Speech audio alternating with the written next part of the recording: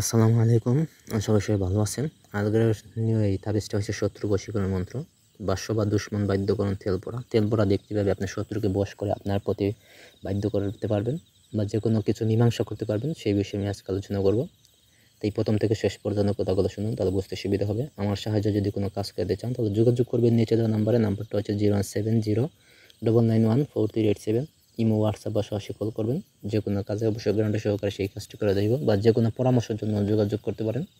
তো কাজের কথা, সেই কাজটা কীভাবে নিজে করবেন, কীভাবে একজন শত্রুকে আপনার প্রতি বশ করেন, যে কোনো এই মীমাংসা করবেন যে কোনো কাজে, বা কীভাবে তার বশ করবেন বা তার ফ্যামিলি কীভাবে বশ করবেন, সেই বিষয়ে আজকে আলোচনা করব। ছোট্ট একটা মন্ত্র দিয়ে আপনি সেই কাজটি করেন। মন্ত্রটা হচ্ছে: তৈল সিঁদুরের ফুটা, আমার মুখ দেখে অমুক রং করে সে কেমন বাপের বেটা, অমুকের জায়গায় শত্রুর নামটা বসাইবেন। ঠিক আছে?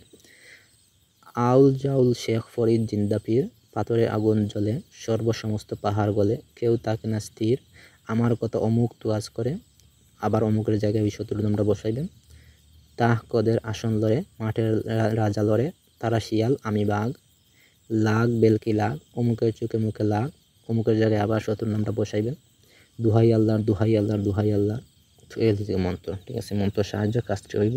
তো নিয়মটা হয়েছে শনি অথবা মঙ্গলবার এক দামে সরিষার তেল আনিয়া, মানে কোনো দামাদার নয়, যেটা এই দোকানদার বলবে সেই টাকা দিয়ে আনবেন।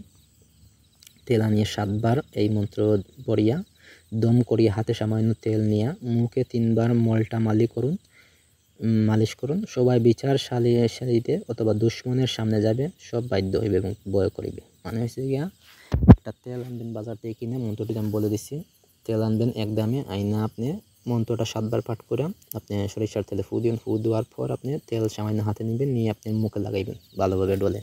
লাগানোর পর যদি কোনো সালিশ বা বৈঠক হয় বা কোনো কিছু মীমাংসা হয় না, সেই মীমাংসার জন্য মানুষ বসছে, সেখানে যান, তাহলে দেখবেন যে মীমাংসা করতে আসা সব ব্যক্তি আপনার পক্ষে যাবে এবং আপনাকে ভয় পাবে, এবং যার সাথে শত্রুতা সে আপনার সব কথা রাজি হবে এবং আপনাকে ভয় পাবে। অথবা যদি কারোর সাথে চিরশত্রু থাকে, ওই ফ্যামিলিগত, তাহলে তাদের সামনে যাইবেন, গেলে দেখবেন যে তারা সব বাধ্য হয়ে গেছে আপনার, বা আপনার বয়স হয়ে গেছে। ঠিক আছে? বা আপনাকে ভয় করবে আপনাকে দেখলে। এই মন্ত্রের সাহায্য। তো এই দিকে আজকের তাবিজটা। যদি কোনো কিছু বুঝতে অসুবিধা অবশ্যই জানাবেন। ভিডিওটি ভালো লাগলে লাইক দিবেন, কমেন্ট করবেন, চ্যানেলটা সাবস্ক্রাইব করবেন। ধন্যবাদ সবাইকে।